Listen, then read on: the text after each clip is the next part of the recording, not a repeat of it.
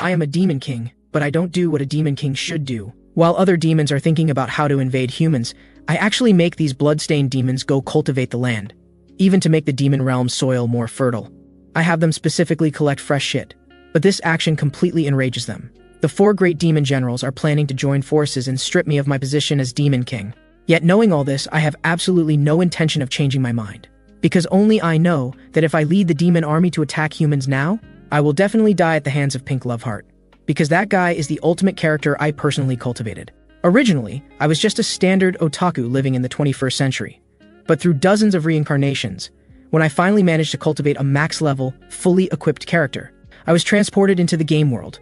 And looking at the transportation route, it was the one I personally named Pink Loveheart. I thought I could start an invincible and exhilarating life. However, when I saw the flashy appearance I designed and just complained a few words, the next second, the transportation route suddenly changed. And the next target was actually the Demon King of the Demon Realm. I am now the one transported here by this cursed system. I really regret it. I shouldn't have complained about the appearance. At this moment, the arrival of the assistant officer interrupts my thoughts. My Lord Demon King, because you issued farming orders, the demon army's morale has plummeted to rock bottom. Internal violence and illegal cannibalism among our kind are increasing. The furious 4 demon generals believe the Demon King has grown weak, so they plan to work together to chop off your head. This makes my situation even more difficult. I don't have the strength of a Demon King right now. If those 4 guys team up, if they see my weak side, I'll definitely be slaughtered. Thinking of this, I suddenly have a brilliant idea. Since I couldn't transport to Pink Loveheart just now, doesn't that mean he's still a corpse? If so, I'll change my mind and directly invade humans. But just as this thought emerges, the assistant officer brings frontline video recordings. And the terrifying existence in the footage is none other than Pink Loveheart. How could this guy be revived? Could it be that someone in reality logged into my account? I absolutely cannot encounter that guy right now, so I must prevent the invasion of humans. This way, showing weakness will result in death by the 4 demon generals. Invading humans will result in death by the character I created. So thinking it through, the way to resolve this predicament is to solve the food shortage and make these demons quiet. Fortunately, I attended Agricultural University on Earth. I have considerable confidence in farming. But reality is cruel. This land in the demon realm has absolutely no nutrition. The same goes for nitrogen, which is an absolutely necessary component for plant growth. However, plants cannot directly use nitrogen gas, which makes up 78% of the atmosphere, because nitrogen gas is bound by strong triple bonds and hardly participates in chemical reactions. Therefore, humans developed nitrogen fixation methods through chemical processes, greatly improving food production. But this world has no technological industrial foundation. So if I want to fix nitrogen in a natural environment, the method would be lightning. Through instantaneous high voltage, nitrogen oxidizes into nitrite. If it mixes with rainwater and is absorbed by the soil, combined with Demon King Kratos' unique magic technique, this becomes ready-made fertile soil technology. So next, I first dismiss the assistant officer beside me. Then I use my demon claws to tear several bloody wounds. But damn it, this is way too painful. But just at this moment of hesitation, I suddenly feel inexplicable killing intent behind me. It's actually the 4 demon generals secretly watching me, since that's the case.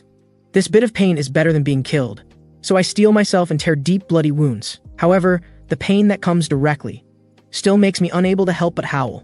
And this also causes the 4 demon generals, who have been eyeing me like tigers, to all come before me at once.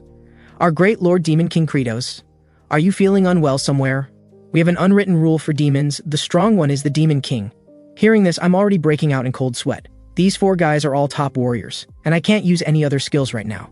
However, what I don't know is that my body trembling from fear appears to them as trembling from gathering power throughout the body before battle, and they even feel tremendous pressure. But fortunately, I'm not the only one rebelling right now. With your current strength, do you think you can defeat all 4 of us? Then when I confidently turn around, I discover these despicable guys have already quietly hidden behind the big tree. Those lips are clearly expressing that they want to see the results of his battle first before deciding whether to join the fight. This is truly the kind of despicable tactic only demons could pull. But before I can react, the assistant officer beside me directly opens a live broadcast. According to demon tradition spanning thousands of years, this duel will be broadcast live. What the hell? I had specifically tested my strength before, but the result was only a vague feeling. However, before I can react, Vampire Prince Astaroth rushes at me with a long sword. The moment I see that movement, I immediately think it should be a thrust or slash from the game. How could someone who just arrived like me dodge this kind of attack? But the next second, my body skillfully evades it. The second step is the left foot pointing outward, which means he's about to use a thrust. It's exactly the same as the pre-attack animation in the game, and I can even predict all of this guy's movements. Because when I first encountered this guy during my game walkthrough, I didn't even have time to pray. He not only has swift startup attacks but also wide area attack range. But through countless failures, I finally succeeded in defeating him for the first time after 128 attempts. In subsequent gameplay, I could already toy with him without taking damage. In other words, right now, I definitely won't be hit by this guy's moves, and my roar directly scares all the demon generals. In their eyes, I'm enjoying this moment and roaring at this pathetic Asurath. Little do they know my roar is just celebrating that I've grasped the key point, because this world follows the rules within the game. At this moment, a familiar window suddenly pops up. With amazing focus, you successfully avoided all enemy attacks. As a reward, some previously used game skills will be unlocked. Target lock function. This is actually the key lock function when releasing special skills. Since that's the case, while locking onto the target, I execute the only attack skill I know how to use, Tear Hand. When blood touches this guy, intense flames engulf his entire body. Then the moment the flames extinguish, this guy limply kneels on the ground. But unlike the cheering demons, I'm shocked at his near-death state. This guy took a perfect hit yet still hasn't died. Moreover, this guy has passive health recovery, so he'll rally soon. I must finish him off before he recovers. However, my action appears to these guys as me deliberately controlling my firepower, attacking only to non-lethal levels. The purpose is purely to inflict pain. But just then, the system voice sounds again, brutally tearing Asurath's robes and completely exposing him, therefore unlocking new function, equipment slot armor removal function. What leaves me speechless is that the equipment slot only contains the clothing on my body. It seems this function is temporarily useless. The urgent matter now is quickly dealing with the guy in front of me. The problem is, with my current attack power, I can't kill him at all. But just then, I suddenly have an idea. What if I continuously use Tear Hand on him? In other words, I can inject large amounts of nitrogen into the ground. Currently, it seems these guys should be scared by my actions. So I order Circe to tie this guy up tightly. But Circe thinks this means having a woman tightly bind a naked man, which is insulting both herself and Asurath. A moment later, I first prepare a lightning rod. Then when this guy regains consciousness, I use Tear Hand again. This way, nitrogen in the air will oxidize into nitrite. Then I order Hartok to spread thick fog over this area, so thick that water droplets can be clearly seen falling. Third is releasing the thick fog. Finally, I use Tear Hand again. By repeatedly performing the same operations, I can create high-quality soil rich in nitrogen. If I can achieve a great harvest in the end, just thinking about it makes me excited. So in the following time, I continuously repeat the above actions. The final result is also satisfactory. Nitrogen injection will proceed this way. Next, I need to improve the problem with this single-layer soil structure.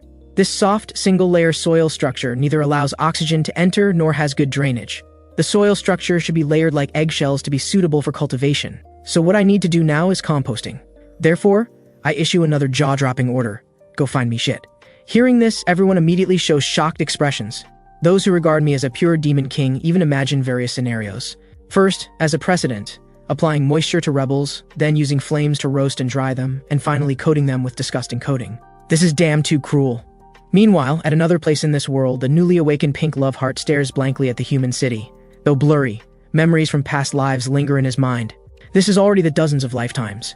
He once moved toward that direction, following the guidance of the Hand of Mission pointing his way. But now he suddenly disappeared, and the Hand of Mission no longer shows him the path. So where should he go now? Time returns to not long ago. The 3 demon generals I assigned to collect shit now gather together with speechless expressions. Our Lord Demon King wants us to collect shit. Does he want us to personally shit?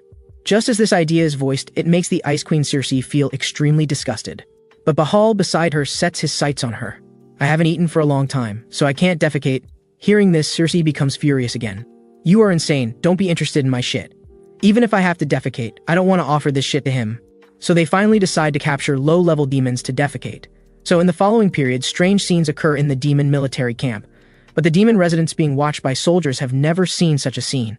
The residents say that being watched by so many people makes even the shit they want to defecate retreat back. At least wait outside. At this moment, Hartok walks in, asking why they're dawdling. Can't squeeze it out no matter how hard you try? Hearing this, the resident squatting says his belly is completely empty, unless they pull out his intestines and scrape them. The next second, Hartok thinks this is a good idea. He lifts the defecating resident high up and plans to directly scrape his large intestine. Fortunately, Bhaal arrives in time to stop this behavior. If you empty his belly, that guy will definitely die and won't be able to defecate anymore. So he needs to be alive to keep defecating. This greatly shocks Hartok. I didn't expect your wooden head could think of these things. If he eats your meat, will this guy defecate shit? As the words end, both of their auras suddenly intensify. Then they launch fierce attacks at each other. Just then, I suddenly appear and use Tear Hand to instantly knock both of them to the ground. You ignorant fools, is this the only guy who can defecate? A moment later in the demon headquarters, I'm still scolding these two idiots. Even if you can collect nutritionless shit, what's the point? What I require is shit that can be used for composting, then I simply explain its use. Compost is material that can provide nutrition to farmland. Regular composting materials include wood ash, weed piles, and farmland soil, plus eggshells and chicken shit. Among these, weed piles and wood ash can be solved by dismantling the abandoned houses we just saw. But the difficulty lies in eggshells and chicken shit. At this moment, I suddenly have a flash of inspiration. I ask the assistant officer to bring the demon territory map. Fortunately, the map is completely consistent with the game. Since that's the case, I quickly think of the perfect place to collect these materials. That would be the demon seagull's habitat. During gameplay, when wandering around various locations, these guys would appear at any time. This means they can freely consume delicious food in human territory and then return here to defecate and lay eggs. This way, it perfectly meets my requirements. At this moment, the assistant officer, seeing my intention, seriously reminds me. The demon seagull's habitat is also called the Cliff of No Return, because the cliffs there break easily, making it impossible to grip. Once you fall, you'll be swept away by the surging waves. I certainly know what he's reminding me of, because in the game system, players cannot reach that type of terrain. But I have a secret technique. The scene shifts to us arriving at the demon seagull's habitat. This leaves everyone puzzled, unable to figure out what I'm thinking. Since ancient times, many demons have challenged to catch those seagulls repeatedly, but in the end, they all just became food for the waves. At this moment, I tell the 4 people behind me. Later, I'll climb to the top and throw down the filled eggshells. You guys better catch them properly. If this operation succeeds, all demons will have full meals.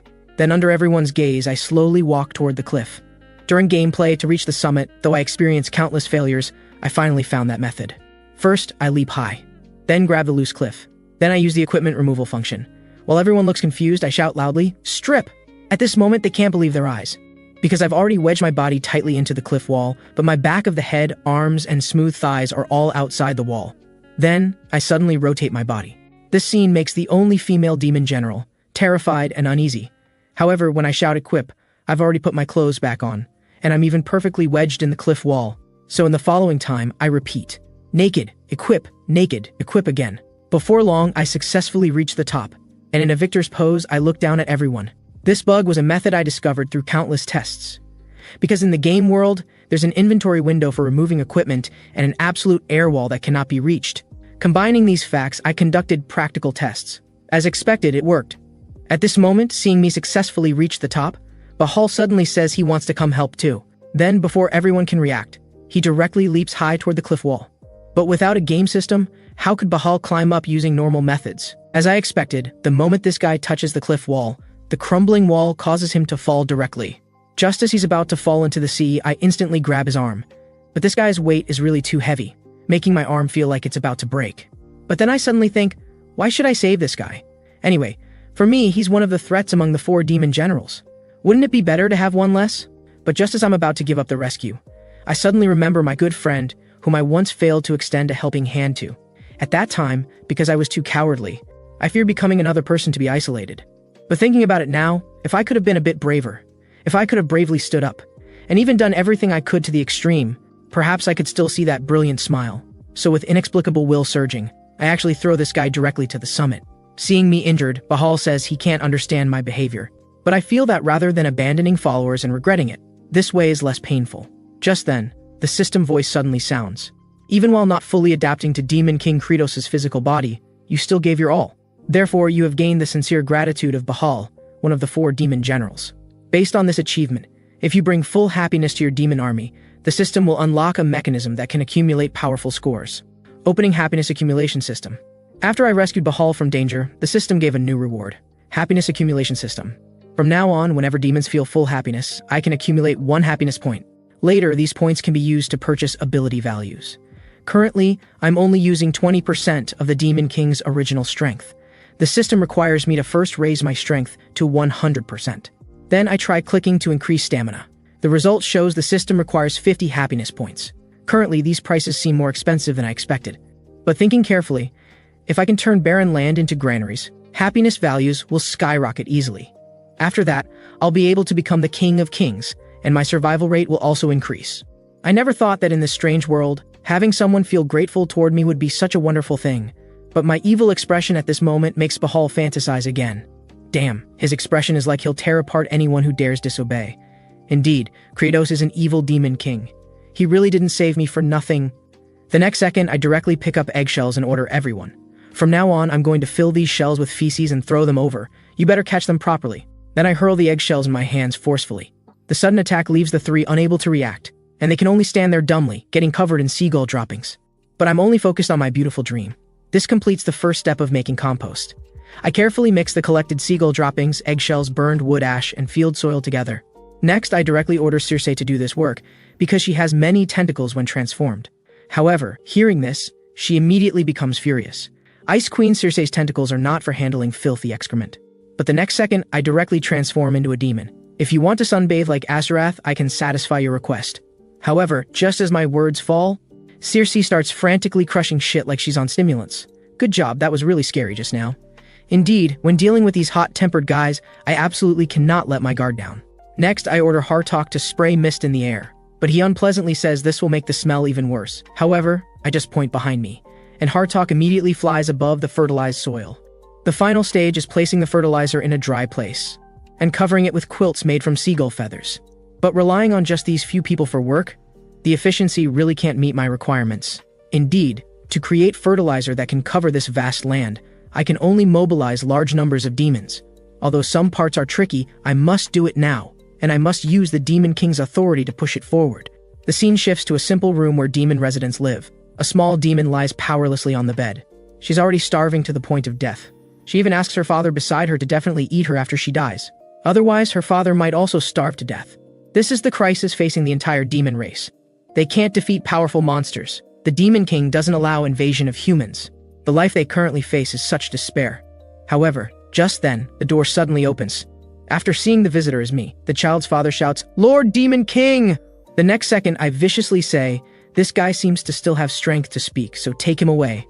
Just like that, the two who originally had no desire to live are forcibly separated by these demons. What I need to do now is first prevent cannibalism among our kind, then order Hartok to emphasize more labor force.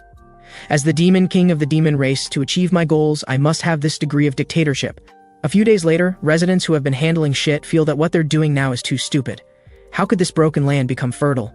There aren't even seeds. What are we supposed to plant? At this moment, I suddenly appear behind them, very curious about what to plant. Then I tell them to follow me.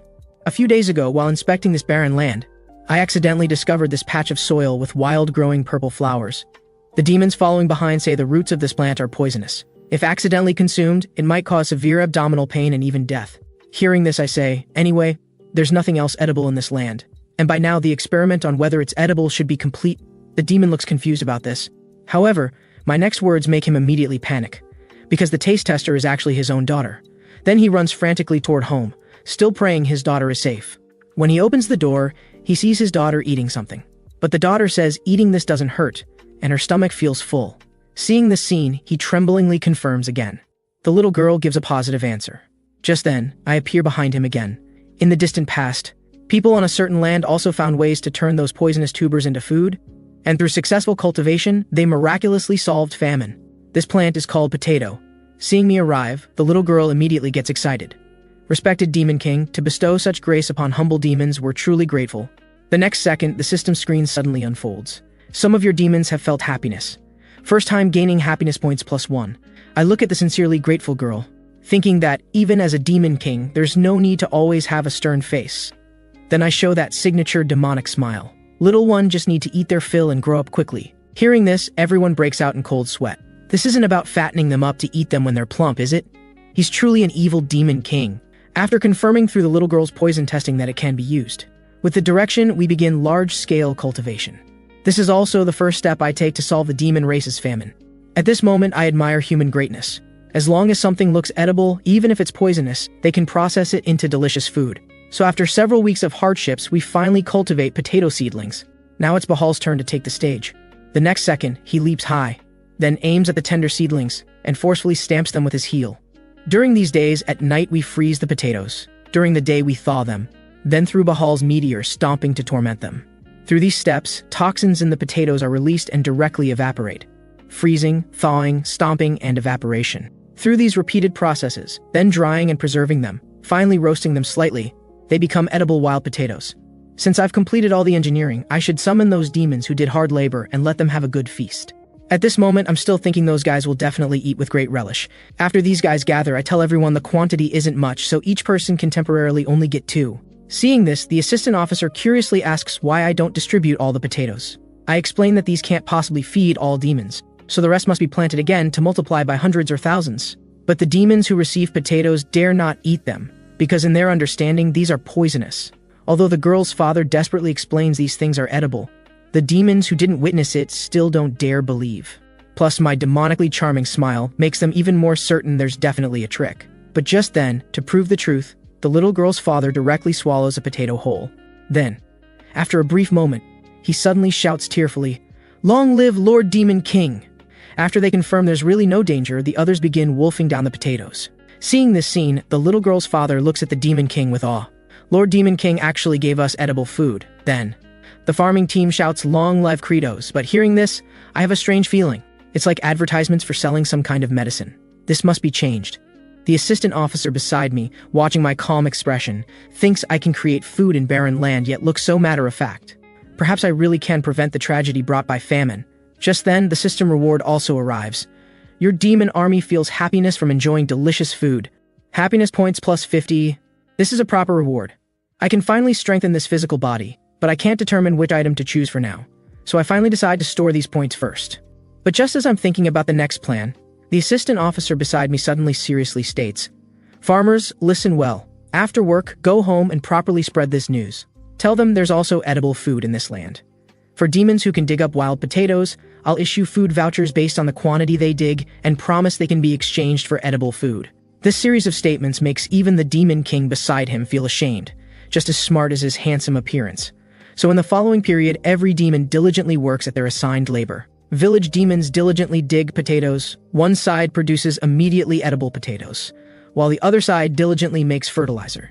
Of course, as the Demon King, I won't be idle in this atmosphere. Move that guy's position slightly more to the left, because I need to work hard making the most important nitrogen. Since fertilizer is now abundant, it's time for the next stage. I need to mix the fertilizer evenly into the entire land. But this land is really too vast. If I rely solely on the farming team to spread compost, won't they be exhausted to death? I really need to find external help. A moment later, I return to the Great Hall and order letters requesting aid to be sent to various city lords. Hearing this, the assistant officer says he's already sent out the aid requests, requiring them to temporarily halt expeditions and fully support farming, but so far there's been no response. Could it be that the messengers starved to death on the road? This way, the farming plan can't continue well. Meanwhile, at the Demon Realm's first district, King's Cliff, Picamil is reporting to the first city lord, Abisatur the Undead Father. According to Scout's observations, Demon King Credos is engaging in farming and has even created edible things. Hearing this, the Undead Father arrogantly says, "That guy is indeed afraid of my power. As more and more demon undead die, my power will become stronger and stronger. That guy stopping war and starting agriculture is just a means to limit me. I still don't know that the messenger I sent out has been intercepted and dealt with by this guy, which is why other lords know nothing about the ceasefire and farming. Currently, his desired result is for demons to starve to death from famine, and then become his army, after which he'll replace me as the new Demon King." Then he orders again, having Picamil lead a team to destroy all my agricultural achievements. The scene shifts. After Picamil arrives at the demon territory, he discovers the sun-baked Asarath. That's truly vicious, Credos. After muttering a few words, he orders the imps, "Turn this wasteland completely into waste soil." At this moment, an imp discovers the core of farming that Scouts mentioned before, compost. Hearing this, Picamil only feels this is divine will. He has everyone scatter all the compost into the ground.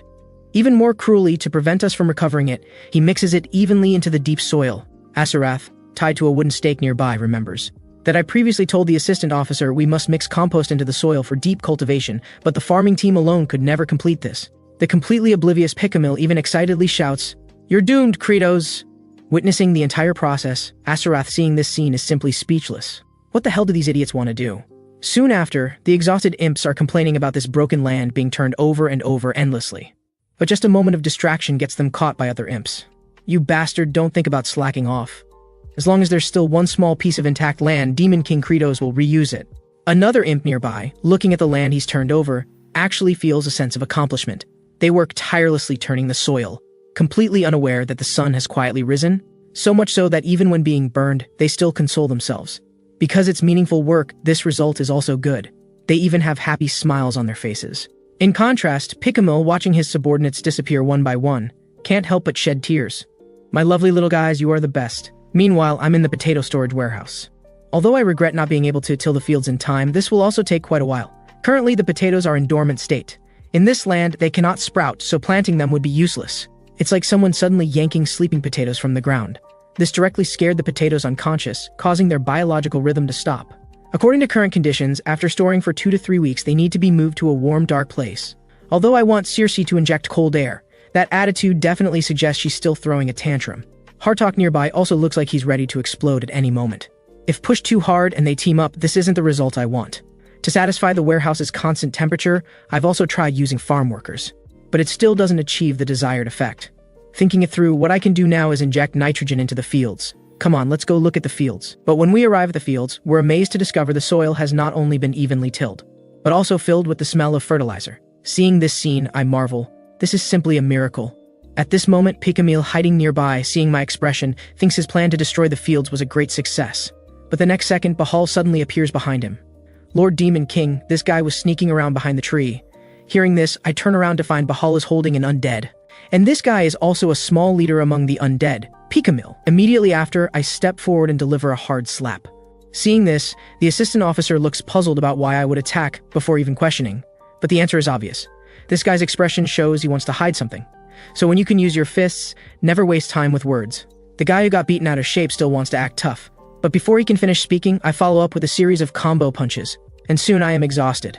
At this point, the system, unable to watch any longer, reminds me to exchange points for stamina. So with my renewed vitality, I continue practicing my combo punches. Even though this guy already wants to confess honestly, I still show no intention of stopping.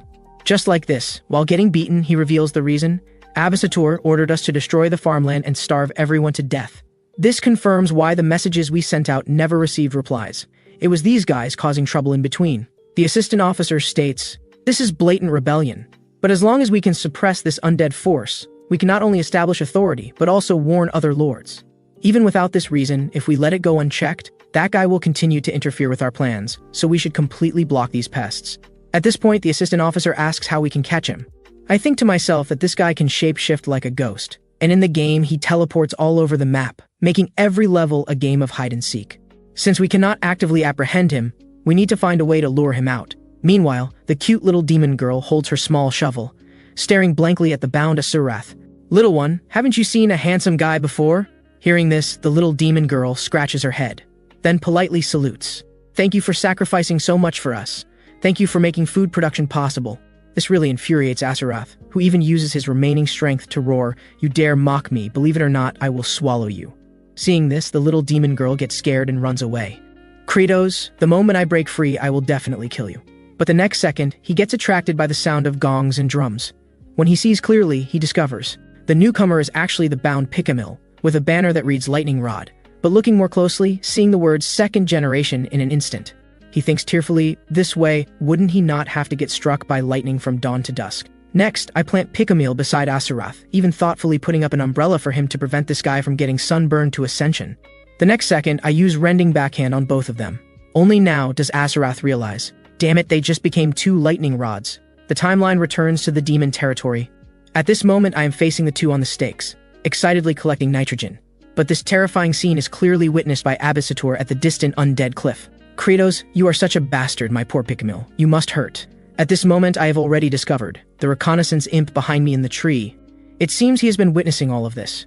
"Since that is the case, old man, you dare to destroy my agricultural grand plan, I will make you regret it to your bones." Soon after, the cute little demon girl holds her small shovel, diligently tilling the soil. Seeing this, Asurath asks curiously, "What are you doing?"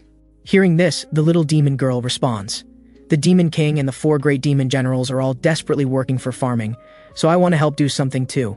But Asurath mocks, "You inferior demon, you are just stupid. This guy next to me has already finished tilling the land. If you want to help, do something useful." Hearing this, the cute little demon girl quickly stands up respectfully and thanks the barely alive Picamil, "You even help us till the land." Seeing such a cute little girl express gratitude to him, Picamil is deeply moved. But Asurath on the side continues with cold sarcasm, "Farming on this wasteland. Do you think it is possible? You will all starve to death anyway." However, the little demon girl does not listen at all, instead happily turns around and walks away. watching the little girl's retreating figure. For the first time, Asaroth feels regret in his heart. The scene shifts. In the Demon King's hall, the assistant officer and I are discussing countermeasures against the undead, but the assistant officer questions my custom tactics. Abisator clearly knows it is a trap. Will he really come to save Picamil? I can confidently assert he would never dare come personally. He will only send some small soldiers. To make that guy come out himself, we need to eliminate all the attacking soldiers. Just like this, under my command, the demon generals are fully armed and waiting for enemy attack. But Abisator, watching this scene through the reconnaissance imp, sneers continuously, even mocking these foolish demons. With such a formation, how would I send out soldiers? Too bad, Kratos. I have only one purpose, and that is to destroy your farmland. Because he has already sent soul eaters to secretly attack the warehouse. As long as all the potatoes are destroyed, everything will be over. Little does he know I have already seen through all of this. Welcome, little ones, to your graves. The first time encountering these imps during the game really made me feel despair. Abisator's second elite core. These imps not only like to swarm in groups, but once touched, they will stick tightly, and they are detestable monsters that rapidly age players. However, after many attempts, I found a way to overcome them. That is to use lightning attribute skills. But the imps who discover it is a trap, turn around and quickly retreat without looking back. But they suddenly discover that the doors and walls are all covered with my blood. This is a big gift I prepared in advance. Then I use the rending backhand. It is the upgraded version. The electricity spreads through the blood and instantly fills the entire warehouse. The imp core immediately suffers heavy damage. At this moment, I suddenly shout, "Agricultural team, enter." Physical attacks are now effective. The next second, agricultural teams from all directions launch fierce attacks on the imps. Do not underestimate these guys because of their appearance.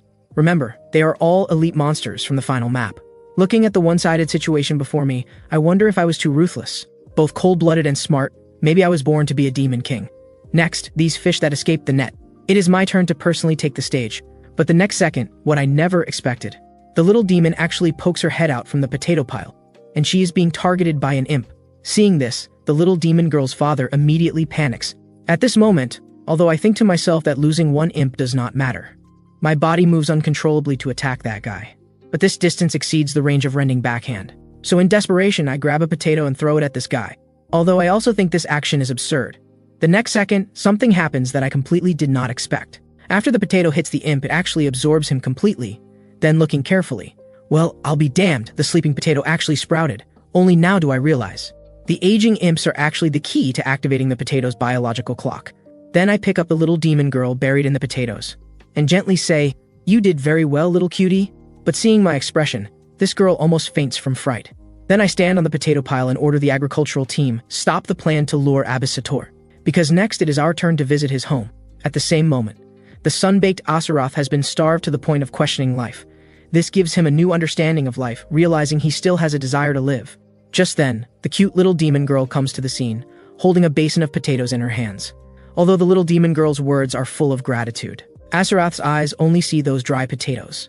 Starved to the limit, he has almost turned into a zombie. Seeing this, the cute little demon girl casually picks up a potato from the basin. "You look very hungry. Let me feed you." Then she closes her eyes and throws with force. Unexpectedly, the potato hits Asaroth's left eye. This makes him instantly go mad, and the little demon girl says, "This time I can definitely hit the target. Let me try again." Then she throws 3 more potatoes. Fortunately, one successfully feeds Asaroth's mouth, but the other 2 happen to hit both eyes. Even the violent Asaroth closes his foul mouth the moment he eats the potato. Because some members of the Demon King's army feel happiness points increase by 1. Current reserve points, 302%. This makes me a bit confused. It is not yet mealtime. Could it be that some guy secretly ate potatoes? But since you increased my points, I will spare you this once. Then I cast aside distractions and shout toward Undead Cliff with raised arms. "Agricultural team, attack!" At this time, seeing our attack, the soldiers on the other side of the bridge actually cut down the bridge. They think this can stop my advance. The next second, I directly make an original frog leap. But before reaching the destination, I suddenly fall. This scene makes these imps burst into laughter, but this laughter suddenly becomes strange, because they see my naked body stuck in the wall. Next, I crawl toward them like a ghost. The speed is simply beyond imagination. Moments later, I stand at the cave entrance in a victorious posture. Then I slowly turn my head, signaling them to proceed according to plan, while I head alone toward the undead lair. But seeing me without the cursed potatoes, Abisator thinks he has won for sure. Then he sends ghouls to attack me. But the next second, my actions once again make their jaws drop. I see that the moment I am about to collide with the imps, I dodge in an instant and drill into the wall. Then it is naked, and equipped. Finally, I actually climb to the top of the wall. This scene directly confuses all the imps. They have never seen such a demonic movement method. And after crawling like this for a while, I lead all the monsters in the cave to one place. Seeing me panting, the imps think I cannot hold on anymore. So they swarm up. But I just confidently say, I am not the Demon King now, I am a veteran player. At the same time, according to plan, the assistant officer shouts loudly, and the next second, the agricultural team members pick up potatoes and start throwing wildly. At this moment, my surroundings are full of sprouting potatoes. Seeing this scene, the assistant officer is still half doubtful about my original plan. But the fact is my strategy hits the mark precisely once again. At this moment, I think about how in the game, there was a tunnel below the cave entrance. Out of curiosity, I smashed the wall and discovered. Inside was actually a hidden treasure chest, which was a spirit medicine that could transform players, a fruit that condensed the 1,000-year obsession of ancient giants. Users can briefly change form, or this is the materialization of obsession. If I find it later, I must take it. At this time, the agricultural teams are extremely excited about the potatoes sprouting and crying tears of joy. This reminds me of my deceased grandmother. This makes me, usually abstract, also briefly lose focus. Then casting aside distractions, I say viciously, anyone who dares to interfere with my eating, I will twist their neck. At this time, Bahal steps forward, Demon King. Abisatur is very powerful, I also want to help you. However, hearing this, I command him just transport potatoes, because fighting is something the boss should do. At this time, Abisatur still wants to use Ice Soul Heart to summon more undead. But before he can finish his curse, I deliver a deadly chain kick. The kicked and confused Abisatur still does not forget to ask how I found this place. I just sneer coldly, cut the nonsense. From this moment it is time to eliminate pests. Despite this, he is quite surprised that I can find this place. But seeing no support behind me, he again shows arrogance and even claims to show me his true power. Little does he know I am all too familiar with his trump cards. During the game, to hunt down this teleporting guy, I searched the entire cave. During this period, I encountered countless imps and finally almost annihilated all those guys on the cliff. Then I followed this guy to the field where Ice Soul Heart is located. According to the game records, Ice Soul Heart is an awe-inspiring artifact created by ancient dragons at the cost of their lives. It can trap dead souls in reality with freezing soul-cold air. This guy tried to use that power to gather more subordinates. But before that, the game character would arrive and the final battle would begin. Among these, this guy's most skilled method is the visible transformation technique, as this guy's soul continues to twist. The next second, he directly transforms into my appearance and even thinks I am the previous Demon King. So he directly copies my attributes and materializes them. But what he never expected is that my current attributes are not even as good as a small soldier. At this time, Abisatur fiercely attacks me. Seeing this, I directly use happiness points from inventory to boost agility attribute to 30%. Then I just slightly dodge to avoid his attack, and fiercely counterattack his abdomen with violent force. The unconvinced guy still wants to give me another punch, but he does not know I have already secretly boosted strength to 30%. I directly meet his fist. The result is predictable. The guy in pain jumps around uncontrollably, and even doubts whether his skills malfunctioned. At this time, I just say contemptuously, "Old man, farming also requires brains."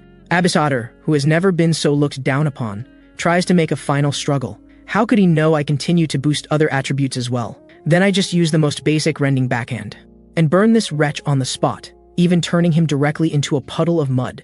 At this time, the system suddenly pops up that a growth mission is completed. All attributes increase by 1 level as a reward, unlocking new skill, Summon Farmer's Throne. Farmer King's Throne. It comes equipped with various sturdy farming tools. This reward comes at just the right time. I was just short of many tools. At this time, Abisatur, who turned into a lump, suddenly starts twisting frantically, then transforms into the form of an ancient dragon. Little guy, do not get too cocky too early. The ancient evil dragon is my true form. Seeing this, I just say disdainfully, seeing it with my own eyes is quite shocking, and this attack power and health bar are really no joke. But before I finish speaking, our allies also happen to arrive at the scene. Then I ask Abisatur with an evil smile, "What do you say now?" Seeing this, Abisatur instantly changes from an arrogant attitude to a cowardly bear. Well, how about we talk civilly? But our agricultural team does not buy his act and directly shout, "You dare interfere with our farming, old man, you must die." Then they display the super high combat power of elite monsters and pin Abisatur to the ground for a fierce beating. Seeing this scene, I think the old guy can still move and talk. Killing him personally feels weird. And now everyone should be hungry and have no strength. How come they have been beating him for so long without finishing him off? So for greater efficiency, I directly summon the new skill Farmer's Throne. A holy light suddenly shines from the sky. In the holy light, a throne full of farming tools slowly descends. The next second, it fiercely falls toward Abisatur.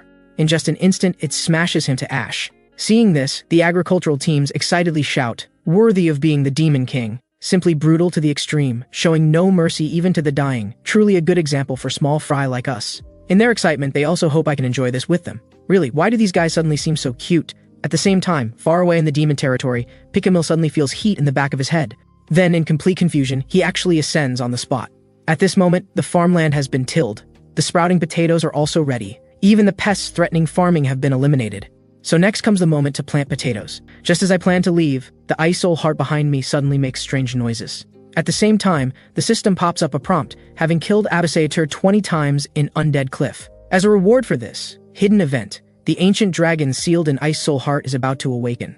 Then out of curiosity, I slowly walk toward Ice Soul Heart. Unexpectedly, the next second it opens by itself. Then a cute dragon cub pokes its head out. This is a creature never seen during the game. In contrast, the first thing the little dragon sees after birth is recognizing me as his father. At this time, I hold the little guy and examine him carefully, excitedly thinking this little creature is extremely cute. But seeing my gentle smile, he cannot help but doubt whether he is biological.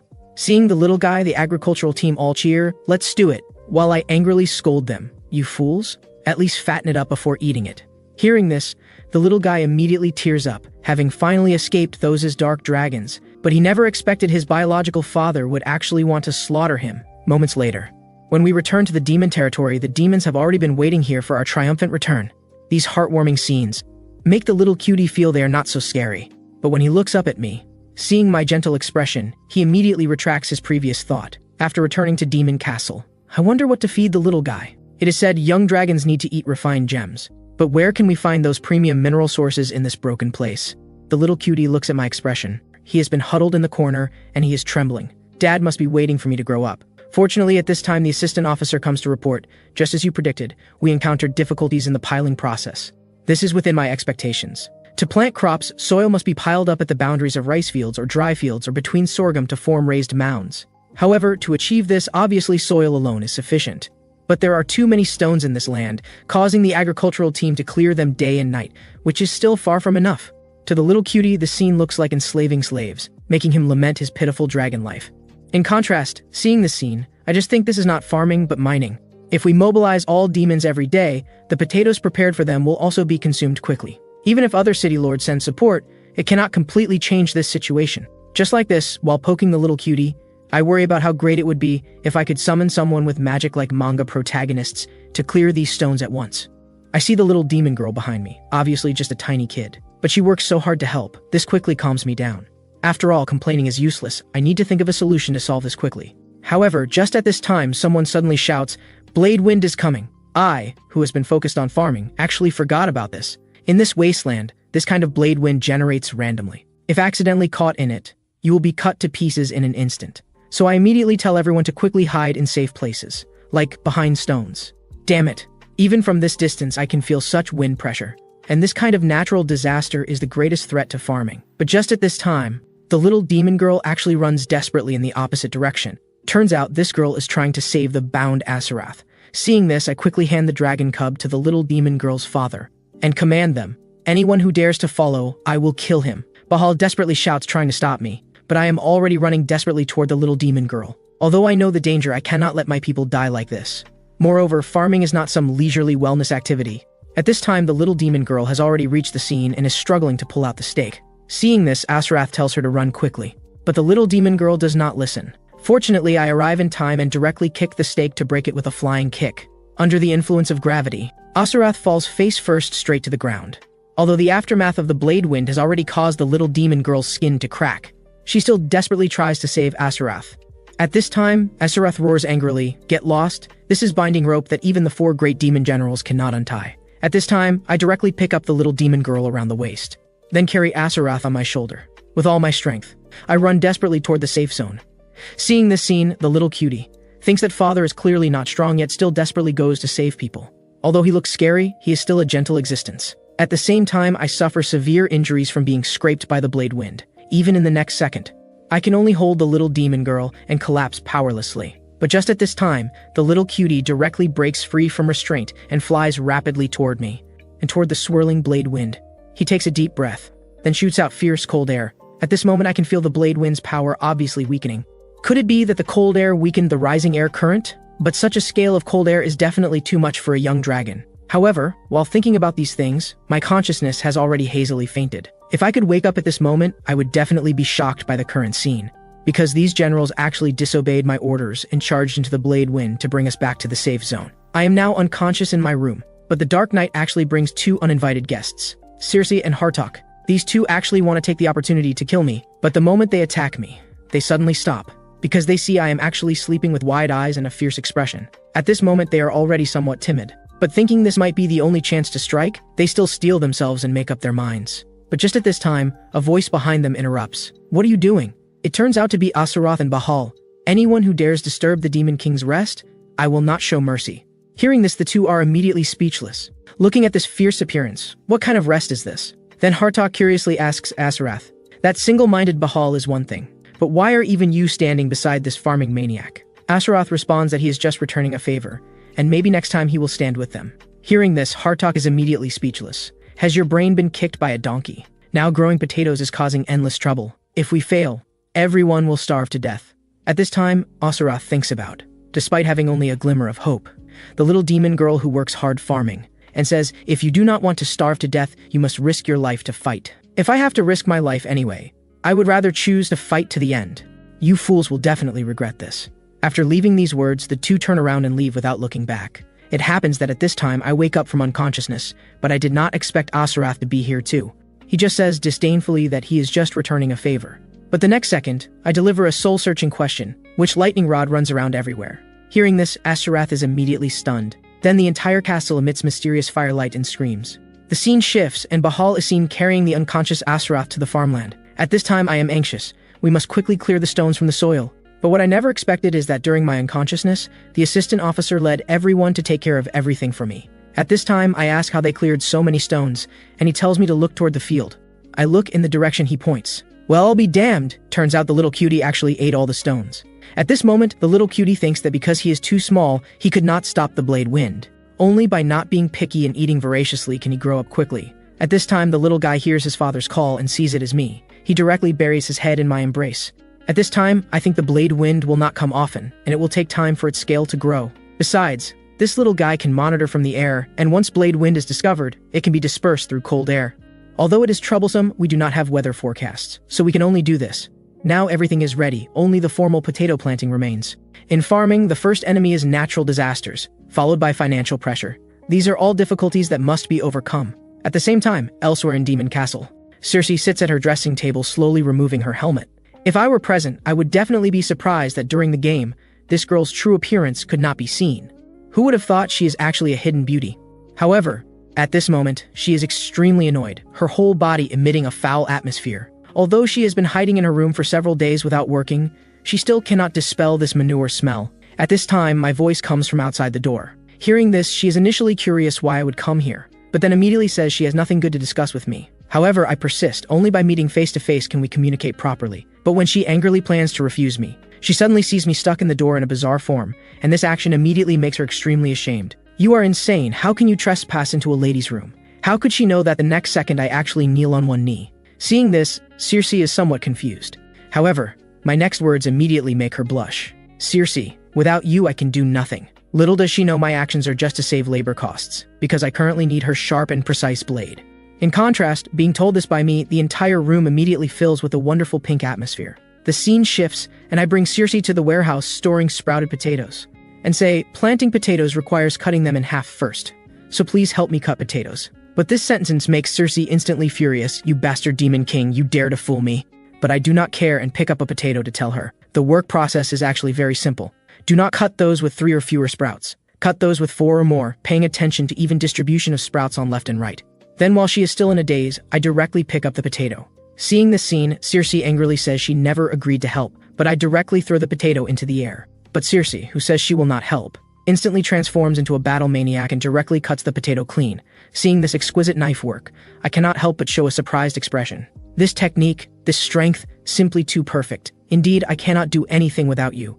This makes the little girl blush again. But then she angrily says, you think saying a few nice words can coax me, you big liar, scoundrel, smooth talker. But the next second, I quickly transform into a demon. Then I grab her small hand and take out a cloth to wipe the sword clean. Seeing this scene, the little beauty is again at a loss. At this time, I say somewhat affectionately, the potato got muddy. Of course it needs to be wiped clean. In contrast, Circe's heart is beating wildly. Crazy. What is this charming look in his eyes, so sincere, deep and subtle? Why does my heart suddenly become so chaotic? In contrast, I just think that shiny clean feels comfortable. If not wiped clean, it will bring infectious diseases to the potatoes. Then I ask Circe, "Can I ask you one more favor? I really need you." Looking at my deep and sincere eyes, her heart that had already melted long ago now has no trace of previous arrogance. "Then, I will help you this once. After all, this stupid great demon king can do nothing without me."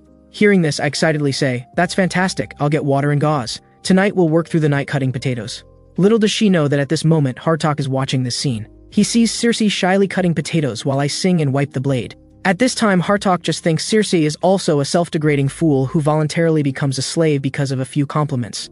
The scene shifts to Azarath being sun-baked on the stake. He is pondering what life is, what a lightning rod is, and even angry at his powerful recovery ability. But just at this time, the little demon girl appears in his vision with a basin of potatoes. "Steak, uncle, let's play the potato throwing game." Hearing this, Azarath says he will not play games with inferior demons, but his mouth honestly opens.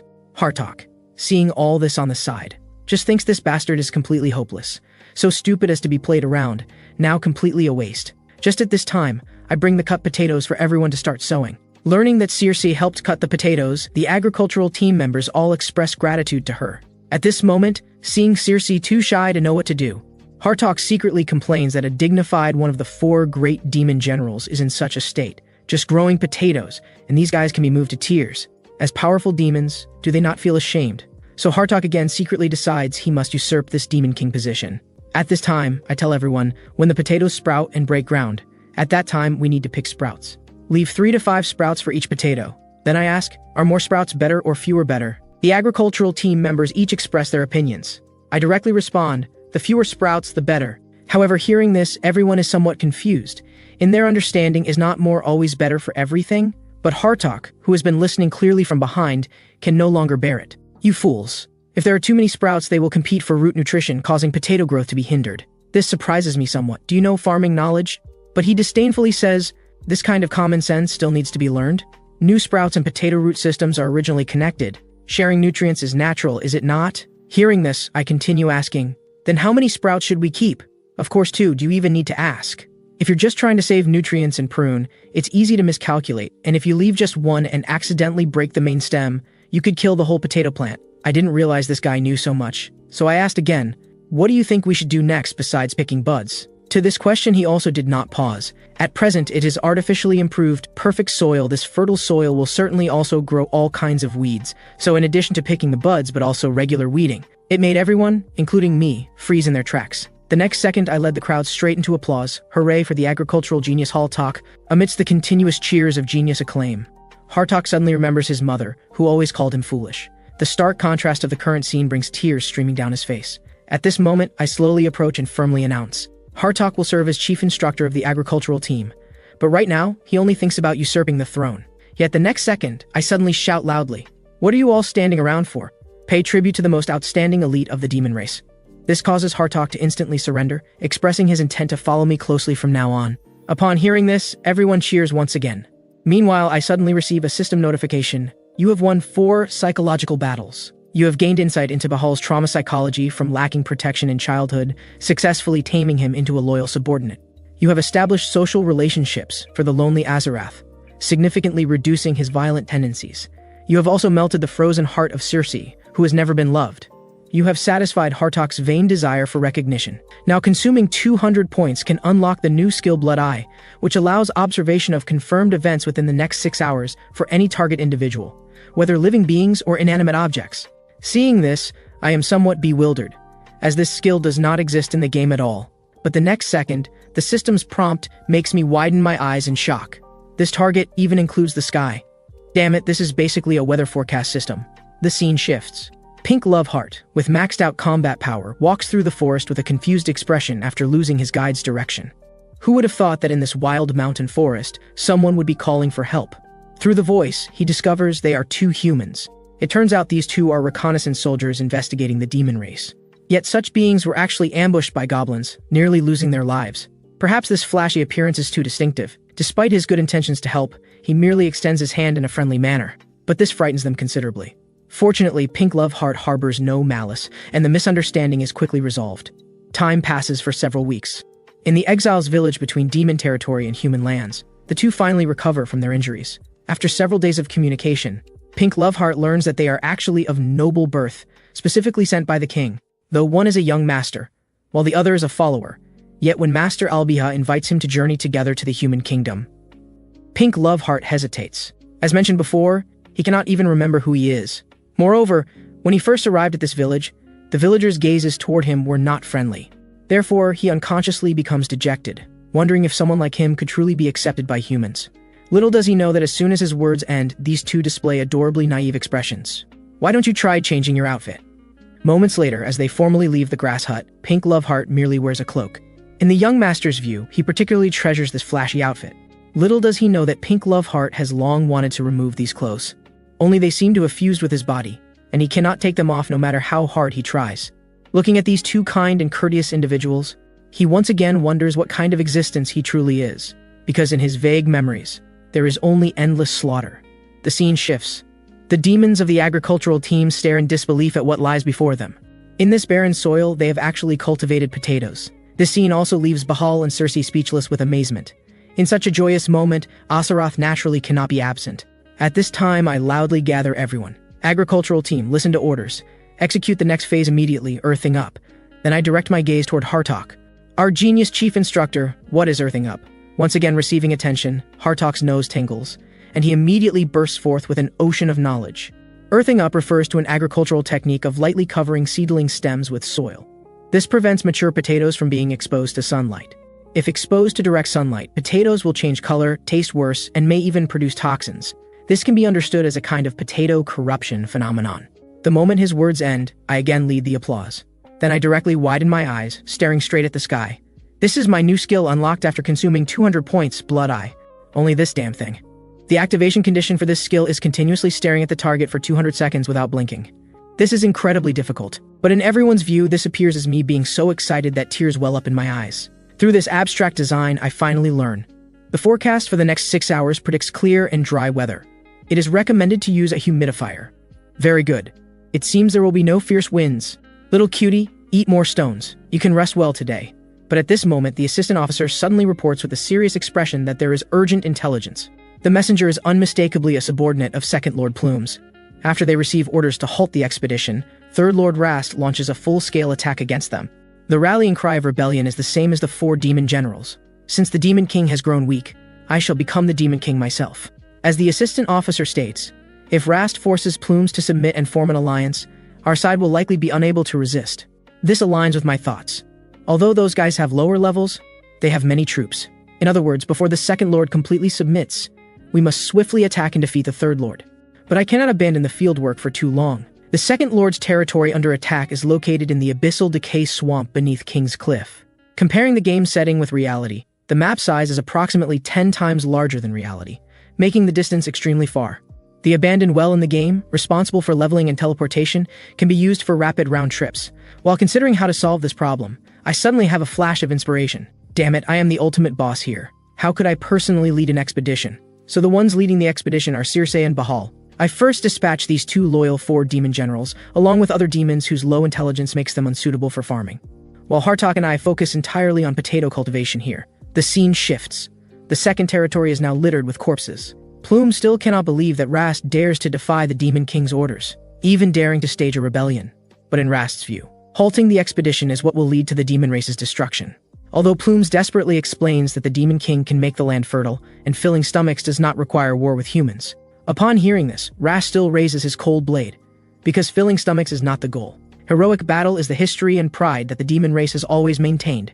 But at this critical moment, a swift axe directly strikes the blade away. The newcomer is unmistakably one of the 4 demon generals. He seems to have heard Rast's statement. In his view, this guy is not entirely wrong. The demon race is indeed warlike, and enjoys slaughter. But from some point onward, why did we become that way? Perhaps we can also understand this reason. Compared to killing someone, saving someone makes him feel more proud. The scene shifts to the happy and blissful little demon girl. This is the first feast welcomed through the efforts of all demons. The sprouted potatoes have begun to bloom, yet facing the innocent expression, I say words that drop their jaws. From this moment on, pluck all these useless flowers for me. Upon hearing this, everyone immediately shows sad emotions, while Azarath behind me curses that I am a heartless and cruel demon king. because these flowers are the only spiritual support that has sustained him until now. Seeing such a scene without any mercy, truly worthy of being the Demon King. Although Hartok says this with his mouth, he still commands everyone to act immediately. These simple-hearted demons, looking at these pitiful petals, simply cannot bring themselves to act. These are flowers we planted with our own hands, and the first time such beautiful flowers have bloomed on this land. Fortunately, the planting genius explains the reason for removing the flowers. If this continues, all the nutrients accumulated through photosynthesis will be consumed entirely by the flowers in seed formation. So they can only endure their sadness and send all these lovely petals to their demise. But their pained voices sound to me like the beautiful melody of potato growth. The scene shifts. Circe and Bhaal capture Rast and bring him to the demon castle. Seeing his wretched state, I cannot help but mock him. Knowing such results would occur, why did you stage a rebellion? You could not even defeat a one-star city lord, so what could you possibly accomplish? However, upon hearing this, Rast shows no fear whatsoever. You might as well kill me. A demon race stripped of battle glory is no different from being dead. This guy still dares to talk back at this point, so I directly cast Rending Backhand, giving him a round of skin-burning treatment first. But this thick-skinned fellow actually withstands my damage, even having the leisure to mock that I am merely tickling him. Only then do I remember that in the game, this guy is a character focused on defensive power. If that is the case, then I can promote him to our 3rd-generation Lightning Rod. This can only be blamed on his formidable defensive capabilities. Next, I demand that the demons untie the original Lightning Rod, because this little guy's recovery has been declining severely lately, and he should retire and rest. But Asarath, who was just rescued, sees the little demon girl running toward him excitedly. The previous second he was still barely breathing. The next second he reveals his demonic nature. You inferior demon, you have been toying with me quite enough during this time. Before dealing with Kratos, I will start with you. As his words end, he transforms into a vengeful demon. But before he can truly exert his power, he stumbles backward and falls flat on his face. Damn it, he has been hanging for too long and forgot the feeling of stepping on ground. At this moment, Bhaal slowly approaches. Then, while he is still confused, directly gives him a princess carry, subsequently securing him firmly to his back. This is the Demon King's command, requiring this posture to be maintained for a period of time. Upon hearing this, Asarath feels once again subjected to tremendous humiliation. Then I breathes a sigh of relief. Although I was concerned this little guy might go insane, through Blood Eye, I learned that this fellow cannot move for the next 6 hours, which is why I decided to help him untie. Next, I again command everyone to accelerate, using Circe's sharp blade work to instantly clear the flowers, then using Hartok's awakened special technique to provide the potatoes with sufficient moisture. There is not much time left until harvest, and the grain distributed as wages is also running low. Even demons who have adapted to hunger and eat very little can be seen to be quite exhausted. But at this moment, a strange voice comes from behind. The newcomer is unmistakably Second Lord Plumes, who has come specifically to express gratitude. But seeing his empty hands, I immediately feel an inexplicable anger. This guy comes to give thanks yet arrives empty-handed. Usually would he not bring a case of beverages or ginseng or something similar? But he is terrified by my murderous aura, immediately expressing that he will quickly dispatch subordinates to help with farming. Hearing this, I also slightly soften my expression. Indeed, these guys probably have nothing to eat either. I cannot constrain them according to Earth's culture. Currently, all we can hope for is that the potatoes grow safely to resolve this famine. I truly want to see these guys with full stomachs. Speaking of this, I suddenly question my original motivation for farming. At this time, Plumes interrupts my thoughts. Then, Demon King, I shall quickly reorganize the army. Looking at his departing figure, I somewhat lament this guy's humility. In the game, he's the lowest difficulty boss. Although he constantly emphasizes that strength is truth and shows great loyalty to the Demon King, his actual power is the weakest. This guy inherently belongs to the plant category, so perhaps he could have remarkable effects on farming. But who would have thought that Plumes, who appears so loyal, now harbors rebellious seeds in his heart? Because this soil is too fertile. This is such abundant nutrition never felt in the decaying swamp. Since he was still a seedling, his soil has never contained any nutrients whatsoever. But if it is this land cultivated by Demon King Kratos, he absolutely has confidence in strengthening his power, even possibly usurping his position to become this Demon King. Under the scorching morning sun, I am leading a group of lovely demons in radio calisthenics. Beep beep beep beep beep beep beep beep beep beep beep beep beep beep beep beep beep beep beep. These guys were a complete mess initially, but unexpectedly, in just a few short days, they can already accurately follow my commands. It's truly the physique of the demon race. Even under sudden signals, they can accurately follow instructions. Left roll, right roll. Having basic stamina is essential for the hard work of farming. And now, even if I do not instruct them, they will perform well. At this time, Bhaal shouts that something is terribly wrong. It turns out all the potato leaves have turned completely yellow. Upon hearing this, my heart immediately tightens. At the same time, the remaining 4 demon generals stare blankly at what lies before them. The assistant officer states that they have indeed been too strained. Circe beside him also shows disappointment. Even Instructor Hartok does not know why this is happening. Could it be due to insufficient moisture? Then he begins to mock himself as a fool for having expectations about farming for the first time. Just as their emotions plummet to the depths, I finally arrive belatedly. Then, under their focused gazes, I slowly crouch down to examine the leaves. But when I pull up a yellowed leaf, the bottom is actually covered with large soil clumps. This scene immediately surprises everyone. Although the potato color is somewhat lighter, compared to the first planting, the size has increased by fully twice. After roughly understanding the potato condition, I give a positive response. It should be said that the potato seeds have begun to awaken. They are absorbing nutrients from the leaves and growing robustly, all for the sake of becoming larger and more delicious. Everyone has worked hard, because this is your achievement. The moment my words end, each displays different emotions. Even Azarath feels immense comfort. The scene shifts. Inside the demon castle, I lie leisurely on the bed. At this time, I suddenly recall words I said to them before. This is your achievement. These same words I have heard before. Those were the words my grandmother used to praise me when I first successfully grew tomatoes, only I never got to let grandmother taste my harvest. She left me. Memories are brief. I quickly return my thoughts, and begin studying the next plan. According to the current situation, we can use the cultivated potatoes to help them survive the famine, but we cannot be careless. If we focus only on potatoes, we might die of starvation instantly due to potato blight. Just like the Irish Great Famine. Currently, I must quickly find more seeds. However, at this moment, the earth suddenly shakes violently. I thought it was the epic level designer architect cutting corners. But unexpectedly, the roof suddenly cracks open. Then countless tentacles extend from underground. What the hell? This is a scene never seen in the game. At the same time, the little demon girl working diligently suddenly feels the potato leaves rapidly withering. According to the Demon King's instructions, this should be the potatoes absorbing their nutrients. Only the withering speed is too rapid. Even the root systems disappear into the soil in the blink of an eye. Then, when she curiously pulls out a potato, she discovers that the grown potato has vanished without a trace. How can this situation not make her panic? So with a tearful voice, she turns around, planning to quickly tell the Demon King. But the next second, she freezes in place. The majestic demon palace is actually tightly entangled by tree roots. And the Demon King is also held high by tree branches. Just like an insect, our great Demon King Kratos. Only now do I realize it is Second Lord Plumes.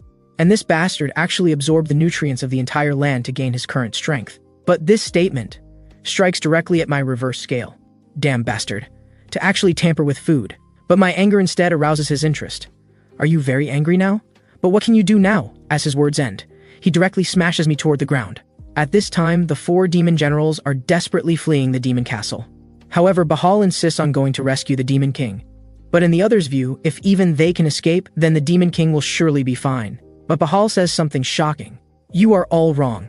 The Demon King is actually very weak.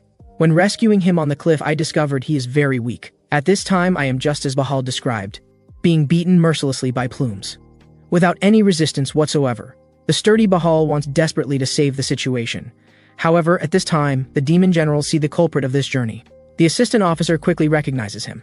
He is the Second Lord Plumes, like a divine being descending. These demon generals appear incredibly small before him. Demons, listen. Your Lord Demon King Kratos is dead. According to ancient demon law, power stems from strength. So from this moment on, I am your new Demon King. Before absolute power, all of you kneel before me. As his words end, a powerful pressure sweeps across the entire domain. The sturdy Hartok quickly assesses the situation. Plumes has absorbed all the nutrients from this soil. Since Kratos has fallen, then currently the strongest is Plumes before them. Although filled with reluctance, according to ancient rules, the demon race follows strength and power. In merely a moment. Except for Assistant Officer Japiros, the remaining 4 demon generals all bow to the new Demon King and express tribute to the new Demon King of this land. Seeing the assistant officer beside them still unable to accept this, Azarath hurriedly reminds him to be polite to the new Demon King. Indeed so, this is the ancient rule of the demon race. Although very unwilling, they can only submit to powerful strength. Meanwhile, I'm having a strange dream. Also my most unwilling memory to recall. Mother takes me to play in the amusement park.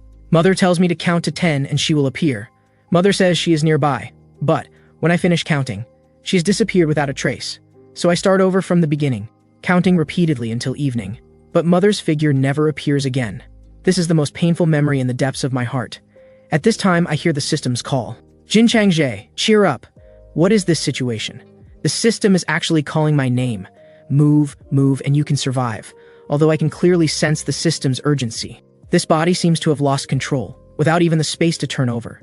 Fortunately, this hand shows some response. So I, grasping at this lifeline, through subtle perception, through the only consciousness available, continuously remind myself never to give up. Looking back at this time, Plumes, having subdued all the demon generals, begins executing the new Demon King's first mission.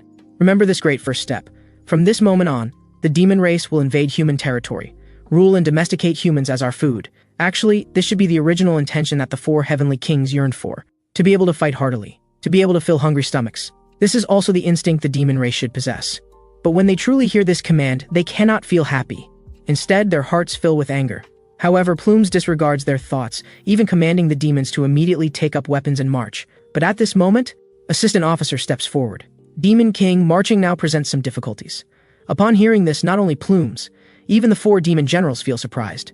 According to the current demon provisions, there are only a few potatoes. As military rations for war, this is far from sufficient. However, what seems like reasonable logic, Plumes considers this blatant insubordination. So when everyone is completely unprepared, he abruptly thrusts out a tree branch, instantly grabbing the young demon girl. Seeing this, her father wants desperately to rescue her. Even Aseroth beside him feels angry. However, Plumes disregards everyone's emotions. You foolish fellow, military rations are already sufficient. Are there not as many of these weak and useless demons as we need for food? But upon hearing this, the little demon girl becomes indignant. No, we do not need to do that now. Even without mutual slaughter, we can survive. Our Demon King Kratos promised he would achieve this. However, the moment her words end, Plume's pupils widen instantly. The next second, the originally entangling tree branch is released without warning, and the little demon girl falls from the tremendous height. At the same time, buried deep underground, I can clearly feel my heart slowly stopping. But if I die like this, a group of lovely fellows will surely go hungry, and I cannot stand to see hungry demons most of all. With my heart-wrenching roar, the originally dead body begins to regain vitality, and I also regain control of my body. If that is the case, Plumes, you just wait for me. Looking back at the surface, as if hearing my roar, Aseroth, first among the four demon generals, steps forward to express his rebellious attitude. Because the lovely little demon girl is the strongest bond of this first-generation lightning rod. However, at this critical moment, I am still struggling desperately underground. Although I can regain control of this body, what I feel is only exhaustion throughout my body. The pitch-black soil, groping without direction. At the same time, cowardly emotions begin to negate my judgment. Whether the climbing direction is correct, whether what I am persisting in still has meaning. Under the influence of various negative emotions, I also begin to gradually lose fighting spirit. Not long ago, Aseroth's fearless action immediately shocks the remaining four demon generals. Not only the little demon girl in his arms, even the arrogant Plumes finds it hard to believe. Aseroth, what are you doing? Upon hearing this, he merely maintains his position blankly, then suddenly widens his eyes as if regaining consciousness. Seeing Plumes about to explode with rage, he hurriedly explains incoherently, "No, Demon King, she is merely my food. From before, I had reserved this girl, thinking to consume her while fresh." However, before his words finish, he is met with Plumes' furious tree branches. In just one encounter, he is directly sent flying, bouncing several times on the ground, even losing consciousness. Seeing no more resistance, Plumes again commands preparation to attack humans. But what he never expected is that Assistant Officer steps forward once more. We have no legitimate reason for war, but behind such courage awaits the same fate as Aseroth. At this critical moment, a massive axe intercepts the attacking tree branch. The newcomer is unmistakably Bahal. Then he says even more shocking words. The Demon King assigned Assistant Officer a task. If he dies, no one will be able to count potatoes. That under his pressure, this guy still dares to resist. But it is not only Bahal who steps forward. This is not a decision to betray you. That is simply ridiculous. We simply believe that compared to attacking humans, the farming attempted by the previous Demon King is more reasonable. At the same time as these words end, Circe also voices her doubt. I have one question. The previous Demon King pointed out a path where no one would die. Why, when there is clearly a better method, would we still wage war? The successive resistance completely enrages Plumes. You bunch of trash, because I have power, I am power. But his furious pressure fails to intimidate the demons present. You are wrong. So-called authority is only established under reasonable conditions. Only Kratos is our Demon King. You bastard, return our potato field. However, the next second, seeing these ants have lost control, he directly thrusts countless tree branches at them. Fortunately, Hartok intervenes in time, saving the demons from disaster. On the other side, Bahal supports with both hands. Circe then throws him high into the air. At that moment, Circe instantly cuts through several tree branches. The rising height also happens to reach the opponent's eyes. Then I will first gouge out your eyes, accompanied by fury as she charges toward Plumes. But her figure has not yet approached when she is struck down by the opponent. At the same time, Bhaal and Hartok also suffer fatal wounds. You ants dare to resist this Demon King. If that is the case, then all of you die. Through death, you will understand. I will make you know that compared to that useless Kratos, I am the truly great Demon King. Before me, you still dare to call that trash Demon King. A weak fellow who cannot even resist and dies, how is he stronger than me? Accompanied by his fury, numerous demon generals suffer one by one. And Japiros, who barely held on until now, is also about to face complete disaster. But at this moment, a familiar voice echoes throughout the entire domain. Little traitor, how can your self-esteem be so low? At the same time, a blood-red fist forcibly withstands Plumes' massive tree branch. The next second, the tree branch actually explodes from within. This scene shocks not only Plumes. Even the assistant officer beside him is amazed.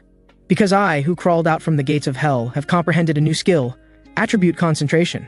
Not long ago, I was still in the abyss, about to lose my will. Childhood memories even surfaced in my mind. At that time, I was equally tormented, even began to doubt why humans must live if life is so painful. At this time, Grandmother suddenly speaks, her voice filled with determination and hope. Do you know? Humans are like seeds. No matter how harsh the environment, they must strive with all their might to break through the soil, becoming a tender shoot full of life. When the first tender shoot bravely appears before us, other seeds will also be encouraged, and sprouts will begin to emerge everywhere. Someday this land will be covered in green. However, as soon as her words end, I become furious, no longer able to suppress my inner indignation. Do not say such mushy words. Father was clearly so good, yet only knew how to bury himself in work, ultimately dying without warning. Why did my mother abandon me? Am I just a rotten seed? Do not say such unreasonable words. I will also live only for myself like mother. I want to succeed, then only care about myself, eating well, drinking well, living comfortably. But this was the last conversation with grandmother. Even before leaving, grandmother continuously repeated, to give my life meaning. We are seeds of hope. Thinking of this, infinite survival desire surges in my heart. The body occupied by cowardice regains vitality. At the same time, the system's voice suddenly sounds. Jin Chang Jie, you have experienced the pain of death and rebirth. That will to transcend limits and spirit has opened a new system for you, unlocking the Manaseed system. This is something I never heard during my gaming period. But the system's prompts continue. As a generous reward for successfully being reborn 3 times, the Manaseed system will activate starting from level 3. It will amplify all your ability values by a certain proportion. The initial amplification rate reaches 1.3 times. This is undoubtedly exciting news, but relying solely on the improved 30% attributes is still far from enough to escape from here. Fortunately, the system provides the final compensation, the Manaseed system's active skill, attribute concentration. You can concentrate all your ability values into one attribute, usable once per day, lasting 10 minutes. Upon hearing this, I immediately widen my eyes, then impatiently deploy the new skill, concentrating all attributes into strength, making its value reach 155%. With this power, I easily climb out from underground. Obviously, my sudden appearance here also shocks Plumes. Kratos, you actually managed to survive from there. Regarding his question, I display a disdainful expression. You fool, are you blind? The agricultural team members beside me all cheer joyfully the moment they see me. My lovely little dragon also runs into my arms with tears streaming. Naturally, the severely wounded 4 demon generals are among them. Only in their view, my being able to return alive is fortunate. But the current Plumes is too powerful. Even the Demon King may not be able to defeat him. This is even better, Kratos. Now I will kill you and your subordinates. However, upon hearing this, I display a proud smile, because he cannot kill a single demon. No matter how this guy attacks with overwhelming size, he ultimately only acts according to the game's patterns. As long as I think of him as an enlarged game character, I can easily dodge his attacks. There is also the agricultural team, which has achieved perfect coordination through intense training. Then I shout loudly, agricultural team, listen to orders. Everyone quickly gather behind me. We are about to begin calisthenics, since I know Plumes' attack patterns from the game. Left jump, right jump, get down, left roll, continue rolling, push-ups, jump. I can lead the demons to avoid attacks. As expected, after several attacks fail to hit, Plumes' emotions begin to grow irritable. We only need to wait quietly, because his subsequent irritability will provide us with opportunities. As attacks arrive, I command the demons to make sharp turns, finally giving the opponent a disdainful gesture. This scene completely enrages Plumes, even entering a berserk state. But this is exactly the opportunity I have been waiting for. As long as I utilize game rules at this moment, I can completely defeat this scoundrel. The next second, I directly deploy the little milk dragon. The tiny figure swiftly ascends, then sprays extremely strong ice. Because no matter how developed my muscles are, attacking such a massive form with fists alone would be futile. But that guy is ultimately just a plant. If extremely low temperatures freeze his body, its volume will expand and tissues will rupture. In other words, the fellow who once appeared mighty with his massive size will be unable to endure, ultimately self-destructing. Even his massive body begins to gradually freeze.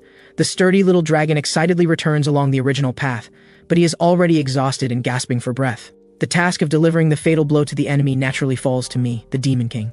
The next second, I fiercely burrow underground, shouting my ancestors' names as I charge toward Plumes. Because I know, another fatal weakness of large trees is this guy's navel. When my fist strikes, starting from the nostril-like cavity, instantly shattering his formidable defense. Seeing this, everyone finds it hard to believe. They never expected the Demon King to actually achieve victory. However, at the same time, I fall powerlessly from the sky as the attribute concentration time limit expires. In contrast, Plume's body continues to crack and shatter. Eventually, even his intelligent eyes can only close helplessly. Even at the end, only his body remains. Yet seeing this scene, I cannot feel joy. According to the game's memory, if this enemy was defeated, his body would dissolve into light particles and completely disappear. Sure enough, as if confirming my ominous premonition, new saplings begin to grow again from the previously barren soil, then transforms into another humanoid form. Damn it, at this moment I have absolutely no strength left. In contrast, this enemy now stands before me in a different form. It turns out this enemy uses the fertile soil to concentrate all his power in one place before dying, thus reshaping his physical body. He also declares that he is a seed that fell into a poisonous swamp, growing as a cursed sprout. Therefore, after gaining the Demon King's power, covering the entire world with poison is his mission. After saying this, he mercilessly swings his transformed great sword. However, just as I think I will perish here, Bahal suddenly appears and desperately swings his axe. Though his full force strike hits the opponent's neck, it only leaves a faint wound. In contrast, what awaits him is a resounding slap, yet the battle does not end. The next to appear is Circe. Then comes Hartok. Finally, Asarath. Under their concentrated attack, Asarath actually manages to sever the opponent's neck. Light particles begin to emerge from the neck wound, then spread throughout the entire body. Finally, not only the reshaped flesh, but even the original massive body transforms into countless light particles. The next second, these countless light particles illuminate the entire night sky. Fortunately, my beloved demons and the 4 demon generals, though all severely injured, suffer no casualties. Just as grandmother's final advice stated, we are seeds that other seeds can observe and draw power from. With Hartok's loud cheer, a group of beloved demons and demon generals also begin to celebrate joyfully, even shouting long live credos. However, having recovered some strength, I cannot bring myself to cheer, because the cost of this victory is too devastating. I look around with painful eyes. The fertile soil, the abundant potatoes, have all been reduced to nothing. If we must start from scratch to replant potatoes, these dear companions will be trembling with hunger again. Moreover, with everything in such chaos, how can I command them to work the fields? No, I cannot be so cruel as to make them work like that. Little do I know that while I hang my head in despair, the energy bodies that became light particles begin to slowly drift down, and when one of them touches a potato leaf, a miraculous reaction occurs.